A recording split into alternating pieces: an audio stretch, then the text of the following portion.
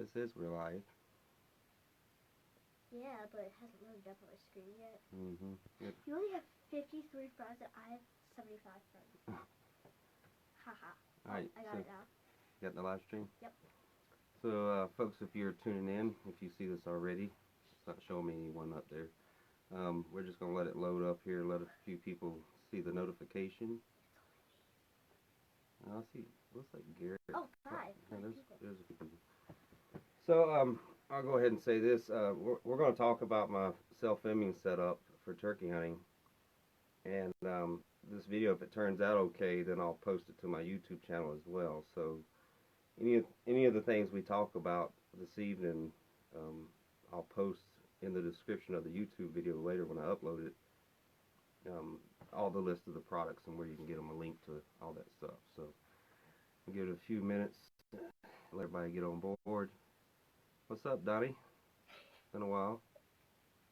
Got my daughter Brooke moderating tonight. You won't see her; she's off camera. Say hi, Brooke. Hi. Say it so they can hear you. Hi. So she'll be moderating, looking for the questions as they come across, and so just be patient with her. She's a pretty smart kid, so she'll figure it out. So yeah, I guess there's enough people watching. So yeah, this is a Facebook Live video about my filming setup, and I said earlier, this video, if it turns out okay, I'll upload it to YouTube later and put all the list of the equipment and a link to where you can get it on the YouTube video. If you're watching this on YouTube, you missed the live stream, so I guess it doesn't matter. You'll see it. You just won't be able to ask any questions. So if anybody's got any questions, or I can just kind of go over the rundown of my setup, and yeah, no gloves needed. I'll try to limit how much I show these white hands on camera tonight. It's cold and snowy, and so I don't get outside much. And then springtime, I'm wearing long sleeves and long pants. Brooke, any questions coming across yet? No, but a very nice comment came up. When it comes, wait. Okay. Anyway, I'll talk about my setup real quick, and if you guys have any questions, we'll go from there. This is a tripod. Is a Manfrotto 290 Extra, I think. I got it several years ago, but I didn't like the fluid head on it. Let's see if you guys can see it. My old camera had like a little ball here. I could pivot the level on it. This one here, you have to level it by the legs, but it's a very, very lightweight tripod. It's made of aluminum. The head on it wasn't the greatest. I didn't like add a little bit of, shimmy in it, because when I get nervous when a turkey's coming in, you can see vibration in the camera. So I swapped it out with really a big heavy duty fluid head from Manfrotto also. Probably rated for one of the real big cameras, but it's a nice fluid head. Gives me nice fluid pans and tilts. The camera I'm running is a Sony Ax 53. I used to run an Ax 33, but I upgraded this one because they had improved the ball stabilization, the boss lens, and increased the optical zoom.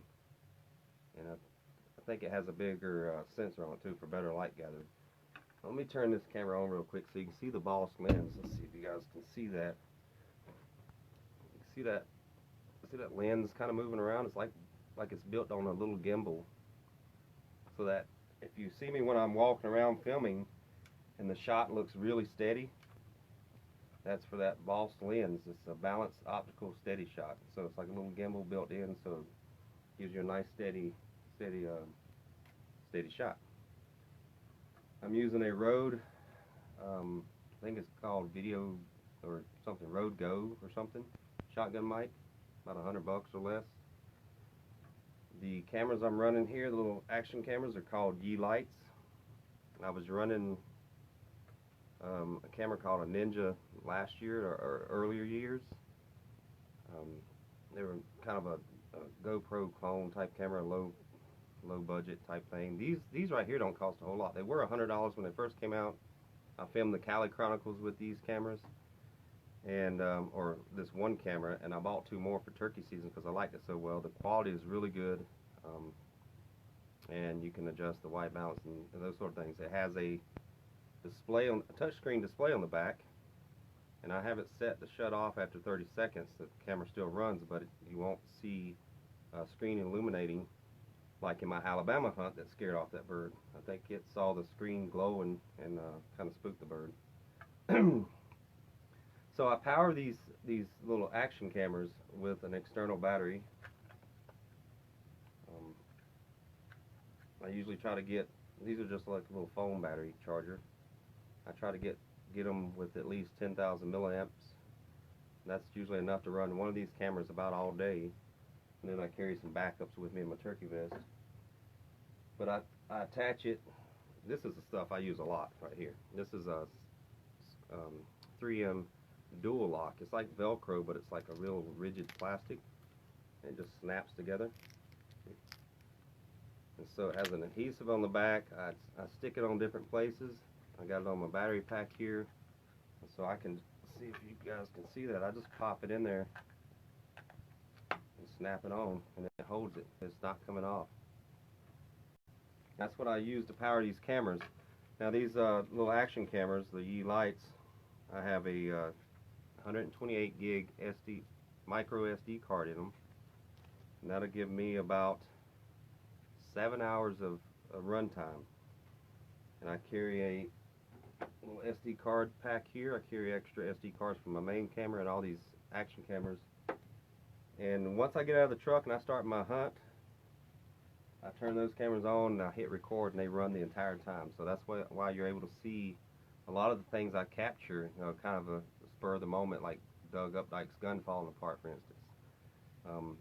Those cameras were running, and I caught that. A fall turkey hunt, we got the break on camera, or a little bit of it, because these cameras were running non-stop. And for my audio, other than the shotgun mic, I'm running these. These are H1 Zoom field recorders. They don't make this model anymore. I have a couple of these, and I have a Savage lav mic here that I plug into it. Again, I turn these on when we start the hunt. I put one on the hunter and one on me. Hit record. I let it record the entire hunt. The downside of this is it's not a wireless mic where I can monitor it with a earbud or something. But they have not let me down yet. And I just sync it up in post when I'm editing.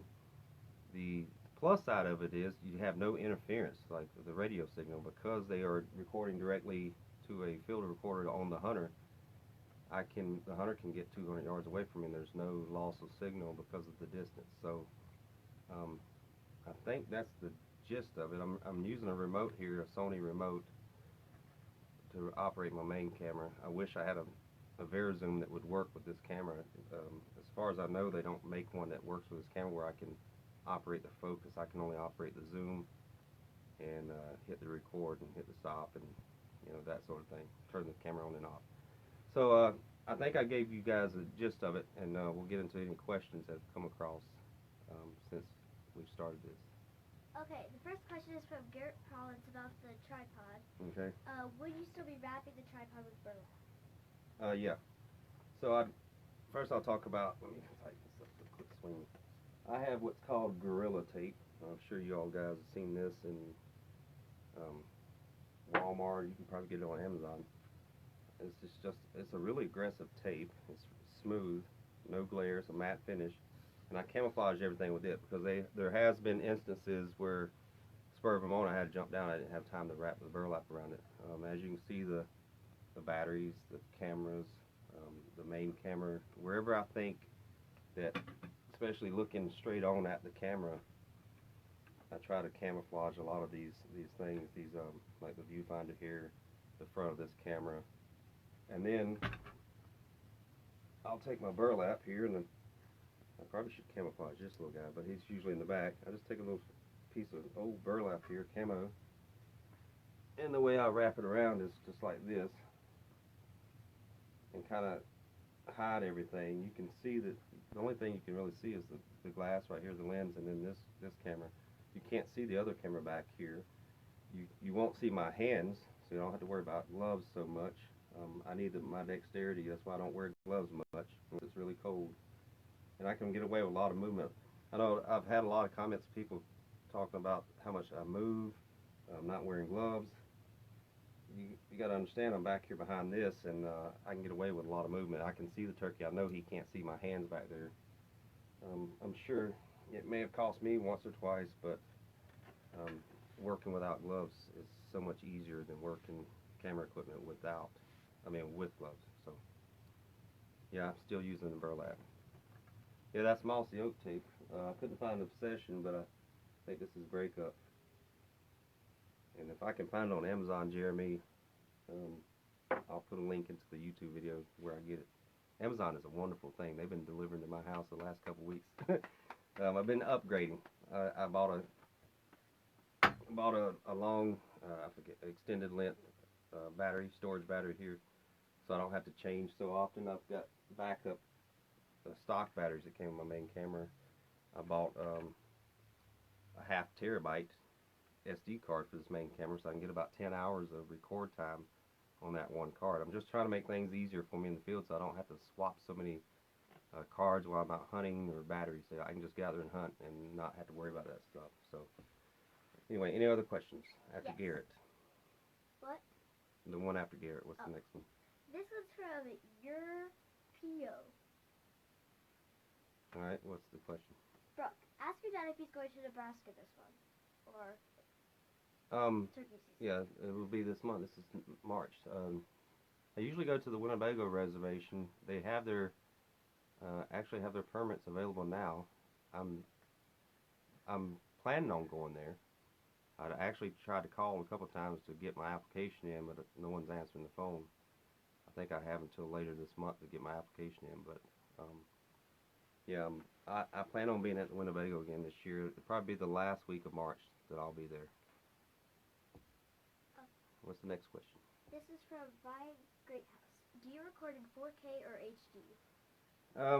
I've tried 4K, but the biggest thing about that, I don't have a monitor to view it, so I can't see the benefit of it right now. I've been thinking about pulling the plug on buying a 4K monitor, a 4K computer I need the video card and all that stuff to view it. But what I've been videoing in is 1080 60 frames a second. This camera shoots 60 frames a second.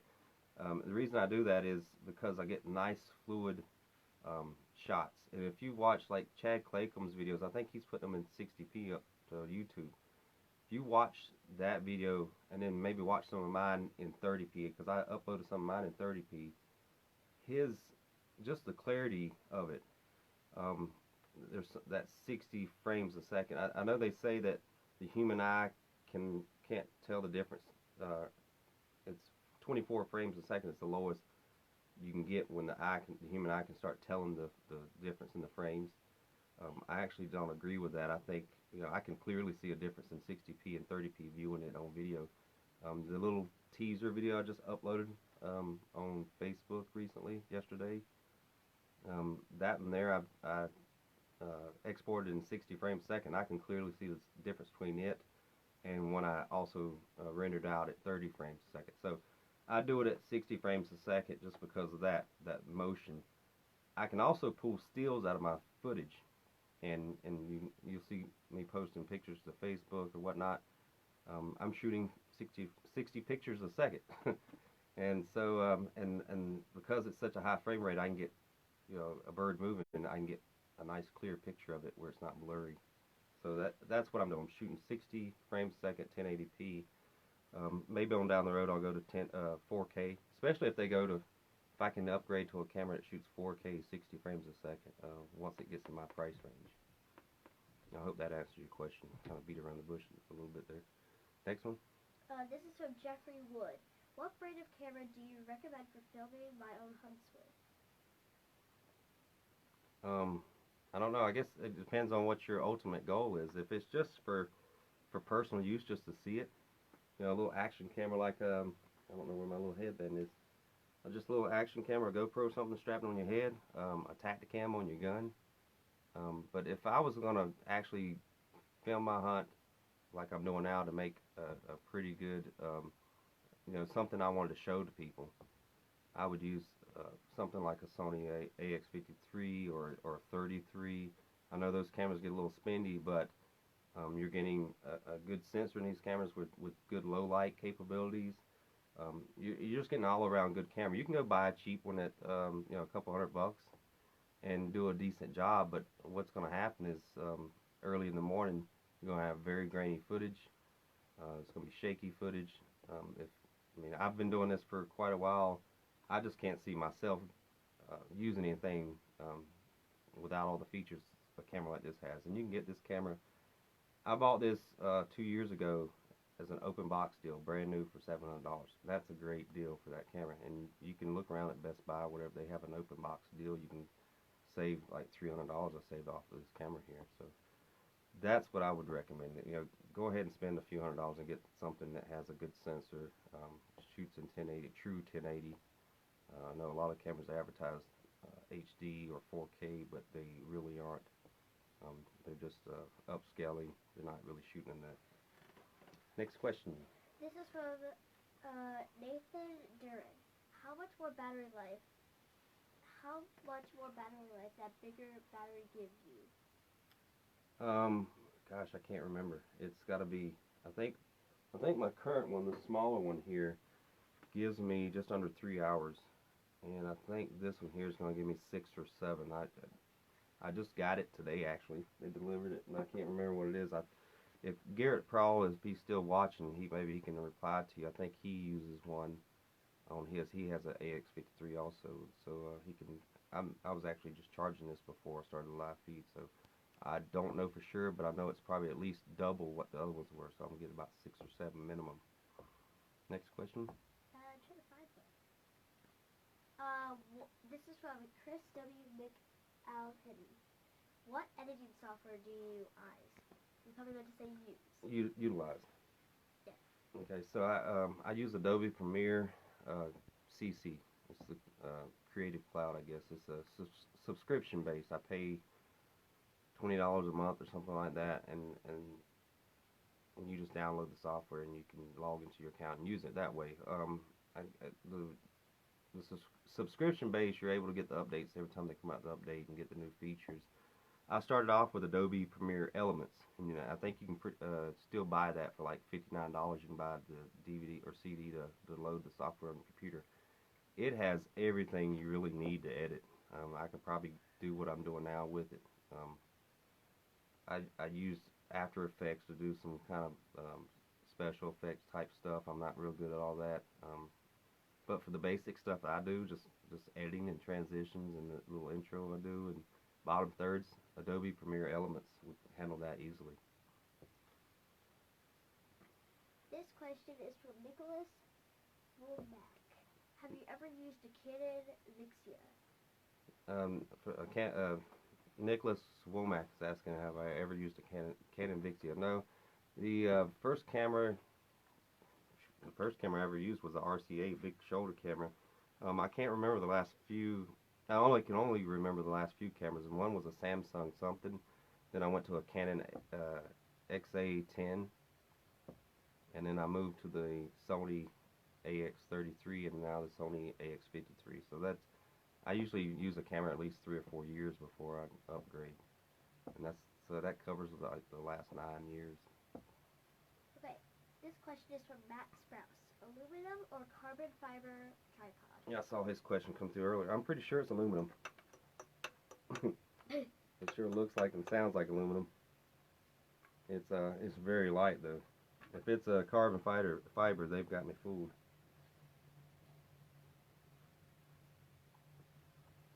Yeah, I guess.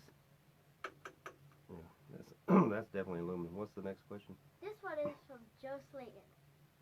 How do you attach your AX53 to your tripod?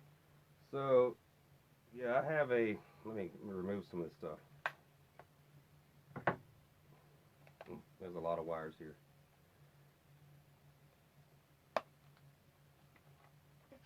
Yeah, it comes with if I can get this unhooked without.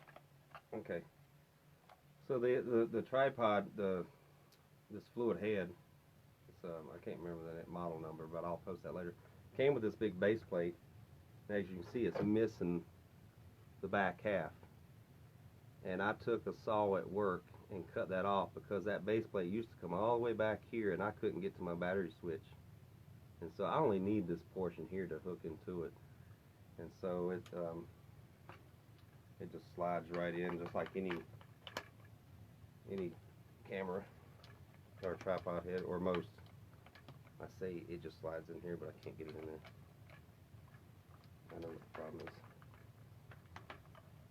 This is awkward trying to do this and show a camera, or show it on camera at the same time. So anyway, it locks in there, and it has a screw on the other side to. Has a screw right here, a tighten that locks it in so it doesn't go anywhere. Now you can see these action cameras are mounted with little brackets here. This tripod has these little bolts that came in them.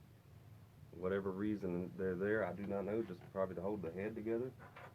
But I got these at Ace Hardware, these little angle brackets, and I went and got the same size bolt, but a little bit longer, and I just bolt these little brackets on. Drop that. And so I use that Scotch or 3M Velcro type lock stuff, and just put it on it like on this one here. That's what holds the battery. These I got for these action cameras. These little mounts here. These are Amazon. I think they cost me about $2 each or something. And just a little spray paint. And that allows me to pivot these anywhere I want. Same thing up here. I got one up here, and then I got these little USB cables that go to my battery when it sits back here. So I hope that answered your question, Joe. It's just a pretty simple process of sliding it in. I know most tripods, they usually have like a little thing that locks in, a little plate that screws to the bottom. What's the next one, sweetie?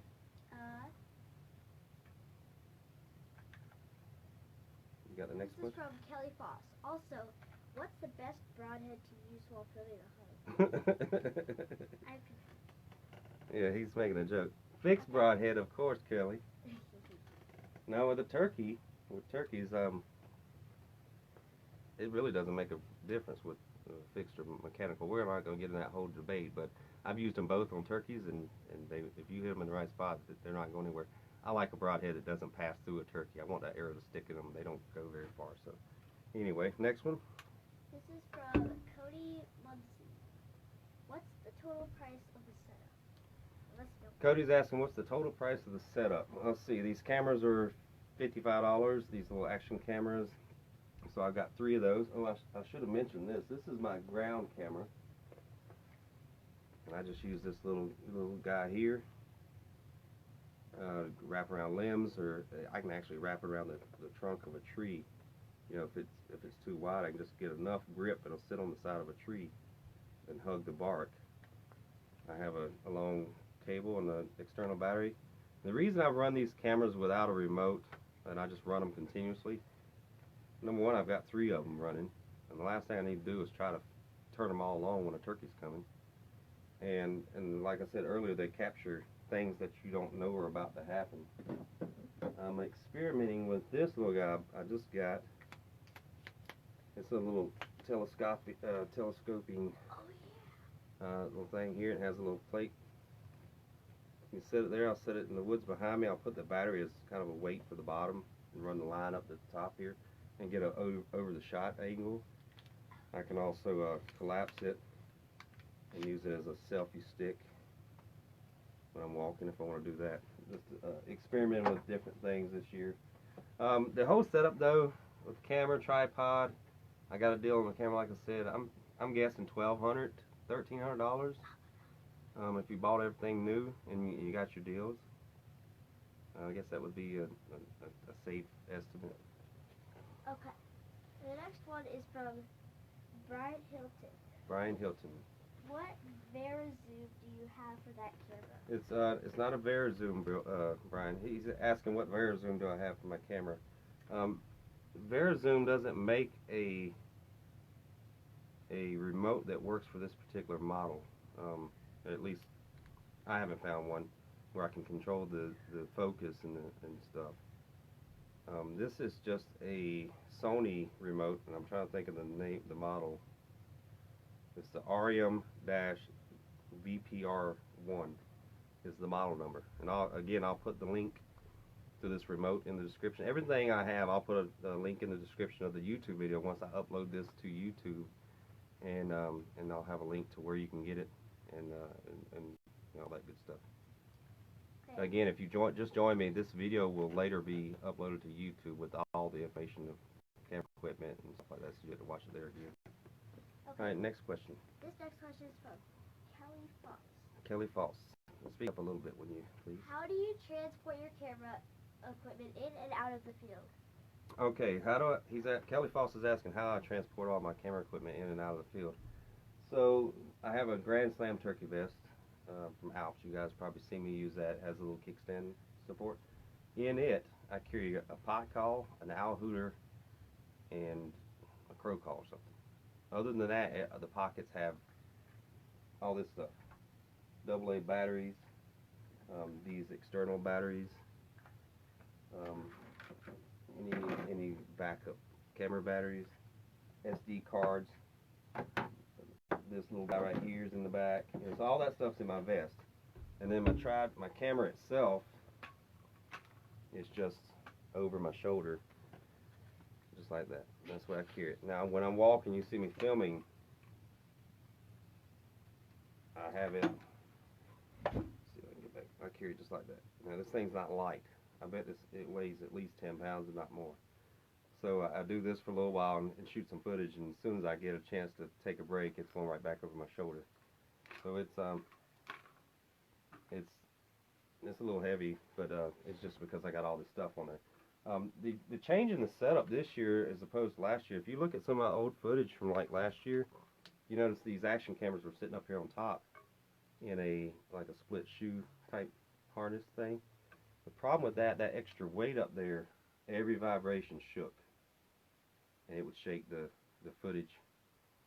And so I moved these cameras down here to get them off that, and that helps clean up that footage. I had to use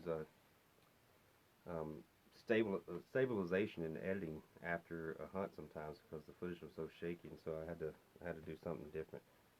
Anyway, so that's basically how I towed everything in and out. The camera and tripods on my shoulder, and all those stuff's in my turkey vest. All right, Brooke, what's the next question? This is from Joe Slayton.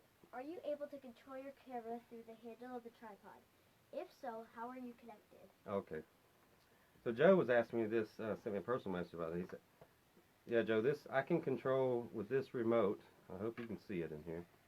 I can turn the camera on and off. Let's see. So I can turn it off, or I unhook it.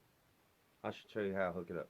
So this remote comes with like a little HDMI type looking cable. It's a Sony proprietary connection, I guess you'd call it. Plugs right in the side of the camera, and then let's see, get this glare off of here, and then that turns it on and off. I can zoom in and out, and I can hit record, and I can stop recording. And that's basically all I can do with this remote. I can't focus. I will say this about this AX53, it does a great job of staying on the subject, staying focused on it. Even when it passes limbs and stuff, a turkey walks between brush, it kind of ignores the brush and stays on focus. It does have a manual focus ring, and sometimes I can just hit this button here to put on manual, and I'll take my finger and just roll it the focus. I usually don't have to do that. It does a great job of staying in focus, but occasionally it does wonder. But yeah, Joe, the remote that you showed me, it either needs, I'm gonna have to look it up. I don't want to give you an answer that's wrong. It probably needs an adapter, or either I don't know, that tripod may be older than your camera. But I'll look at it later this evening, and I'll get back to you. But that's how I attach my camera, or my remote. It plugs right into a jack on the side of the camera. All right, Brooke, next question. This is from Matt Davis. Haven't seen all your videos. Have you filmed in the rain? And if so, how do you protect your equipment from getting wet and still get your footage and sound? Yeah, I've filmed in the rain a few times. These little action cameras, they do a good job of working whether they get wet or not. I don't worry too much about them. They're only $55. I know that doesn't. Some people say, "Oh, $55 is a lot." They're $55. To me, it's worth the risk of getting good footage with them and getting them a little wet. So far, none of them have failed me. The Cali Chronicles, if you guys followed it, I think it's this camera here. It was strapped on my chest right here, no case or anything, just like this, the entire season, in the cold and the rain, the mud, snow, and it worked flawlessly. Now, my main camera, I usually pop it off the tripod. I either have a plastic bag with me and I put it in my vest. I have set out there, if it's a really light rain, I have set out there and taken the chance, take my hat off and put it on the camera until something happens. I used to have like a little, I don't have one around here with me, but I used to have just a little plastic thing that had this type of Velcro stuff that I could just snap on, and it would act like a little roof on top of the camera and just bead the rain off. But I've been fortunate. I haven't had to hunt in the rain a whole lot, so I'll keep my fingers crossed. Watch it rain every day of the season this year on me. But yeah, I protect my main camera when I'm out in the rain. That's about it. All the little action camera stuff, they get wet, they get wet. This one, there's not really any questions anymore, but this one is from Kelly Foss. Helmet cam, where did you find it? Helmet cam.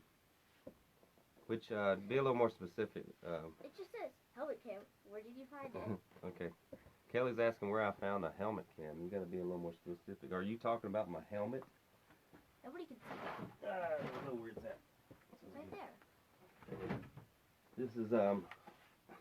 This is my helmet I was using for the Cali Chronicles, and it has a little night vision mount, or whatever they call it, NVG something.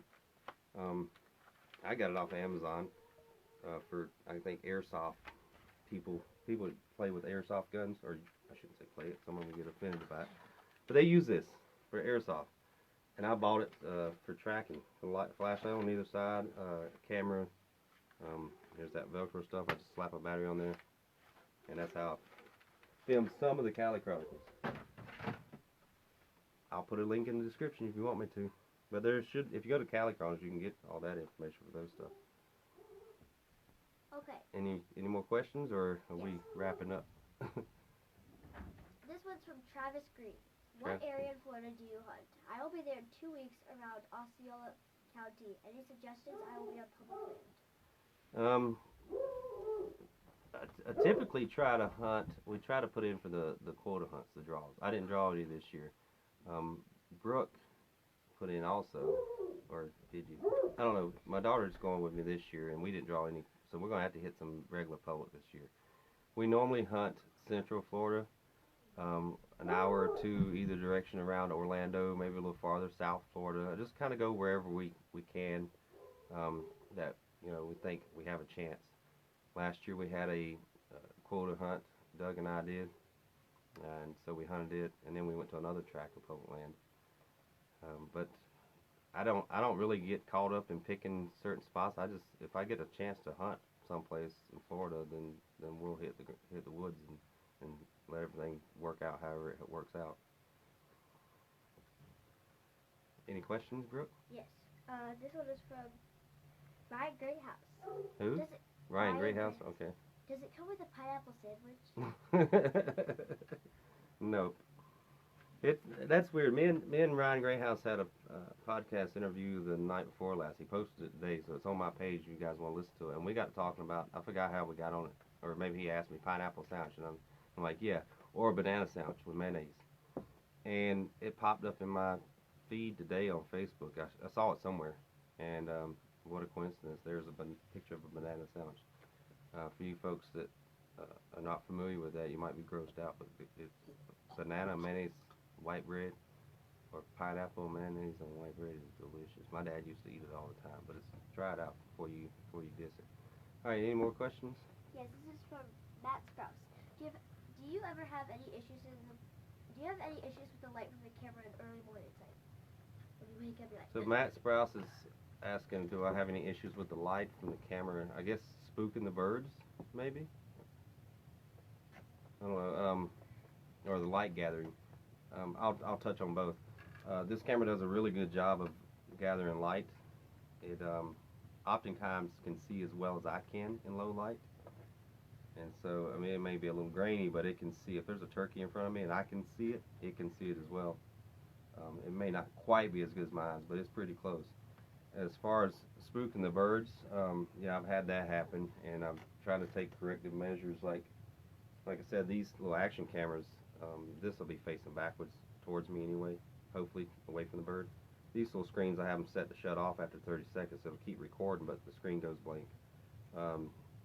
The indicator lights, I either have them turned off or cover them with camouflage. I don't worry too much about some ambient light from my cameras. You know, if it appears really bright, I'll throw a piece of tape on it. My LCD screen on my main camera here, I can turn down the brightness of it. I don't worry too much about it. I'm usually not so tight on the birds where they can see me. By the time they fly down, there's enough daylight in the woods that this doesn't stick out so much. Alabama was probably the first time, maybe the only time I can remember where it was still really kind of dark. The woods were thick, and it was really low light. The bird came in, and you could see those from the action camera, second angle camera. You could see all my camera lights illuminated, so it's a good possibility that's what he saw. Plus, I was kind of against a big pine tree, no cover. Next question. This one is from Wes Gal. Looking forward to your adventure, Shane. I've been told that the turkey spring fling starts due to the amount of daylight in the day. Do you think late snow/cold affects the time of year that turkeys are active? No, I think what Wes is asking, Wes Gall, I think that's how you say it, isn't it? Well, you may have pronounced it right, I don't know. Wes lives here in Minnesota, and you're correct, or at least what the scientists, biologists say, is turkey mating, and with all of the birds and all of the animals, the daylight triggers that amount of daylight. And you've seen my youth hunts, or learn to hunt, out in Wisconsin I go film, cold and snowy. I filmed back in a few years ago, blizzard conditions, a foot of snow on the ground. It was still snowing, and the birds were acting right. They are in the mood. They're ready to breed. The snow is not going to hurt that. They're going to find a way to get to those hens. They still gobble. You know, maybe a storm or a front comes through and kind of shuts it down temporarily. But for the most part, once they get going, they get going. It doesn't matter what the weather is. Okay, next question is, do you have any recommendations for the GoPro alternatives? Let's say a guy is too cheap to run a full set of such... Oh, this is from Laylee Egg, by the way. Okay. Let's say a guy is too cheap to run a full set of such as yours, but still wants to capture some of his hunts to share with his friends and family, asking for a friend. So what was the question again? The first part. Do you have any recommendations for GoPro alternatives? Okay, so yeah, if I was to recommend a GoPro alternative, it would be this Yeelight. I subscribe to a channel called Everyday Dad on YouTube, and he does a lot of action camera reviews and GoPro clone type reviews. This one popped up, and he did a review on it, and he actually compared it to the GoPro 6 at the time. And based on his test and the way he does his test, whatever his reviews, this one beat the GoPro 6. So I bought one and gave it a try, and I liked it, and I used it for the Cali Chronicles, and I liked it so much I bought two more for turkey hunting this spring. It's for $55, you can't beat it. I mean, you're gonna pay $300 for a GoPro. You could get, you know, three or four of these and get just as good a footage. So Yeelight, I'll put a link in the YouTube description when this video goes to YouTube. Okay, this is from Clint McCoy. Can you tell us how you mix your audio from all cameras? Is it difficult? What editing program do you use? So Clint's asking how do I handle all my audio from all the different cameras, and probably the video too, and what editing program. I'm using Adobe Premiere, and I can create a bunch of audio tracks and a bunch of video tracks. And so I basically, the first thing I do is import my lav mic, because it's the first one that starts the recording, it's the last one that shuts off, and that gives me an audio track that's the longest. Then I drop in the audio from the Hunter, and then Adobe Premiere, you can just highlight those tracks and hit synchronize, or you can look at the wavelengths and just move them until they line up, and it makes it real simple to synchronize those. Then I'll start dropping like some of these action cameras that run the whole time. Like I said, Adobe Premiere, you can highlight the audio track and the video clip and say synchronize. It'll move it to the correct spot, and then you can just drop all the other ones right behind it because those clips are lined up anyway. So it's a really easy method to sync up all the audio and stuff in the Adobe Premiere. So that's what I'm using, and that's how I do it. It's really easy to handle. So then in the editing, I just go back and forth. If the Hunter's not saying anything, I may turn off his audio track until he says something. So I'll go back and forth. Same thing with the video. I swap back and forth different camera angles.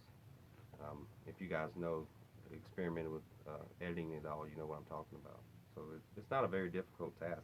The biggest or the most difficult part of filming with all these little cameras and the main camera and the audio is data storage and the time it takes to dump it every evening. When you turkey hunt like I do, get out there in the morning, you're up at 3 in the morning, you're out there hunting all day, you don't stop until dark, you roost birds. It takes me about 2 hours at least to dump the footage of all this onto my camera, and then I got to plug everything to charge. And so some nights it's midnight before I get to bed, and I got to get back up 3 hours later at 3 a.m. So that's the most difficult part of it. It's not the editing, or syncing up the audio. That's pretty easy. Any more questions, Brooke? Yes, this is from Clip McQuagan. Oh, and can you give us a pro staff laugh? There you go. Let me tell you guys. I told Ryan Greathouse on the podcast how that came about. But Doug and I, if you watched last year's Florida hunt with Doug Updike, when we did that pro staff laugh, sometimes when I get laughing really silly, and that's easy to do around Doug Updike, I kind of get that little goofy laugh. And so we were chatting and talking about nonsense, and I got to laughing, and that little bit of that came out, and I was like, oh, that's the pro staff laugh. And so Doug and I rolled with it, and so if it didn't make sense to you in the video, that's what it is now. We weren't poking fun at anyone, we were basically poking fun at myself. So that's the pro staff laugh. Practice it. No more questions. No more questions. To be seen. Alright, I'm going to give you guys about 30 seconds. If no one else has any more questions, thanks for tuning in. Thanks for helping out. Does your shirt say Gooseberry? Gooseberry It doesn't Falls. say that. It says Gooseberry Falls State Park. Somebody asked before, does it say Gooseberry Calls? No, that's Jeremy Myers. Yeah. Or Jeremy Myers. Thanks for tuning in, Jeremy. This live broadcast was all for you and everyone else that got to enjoy it. Give Jeremy a big shout out.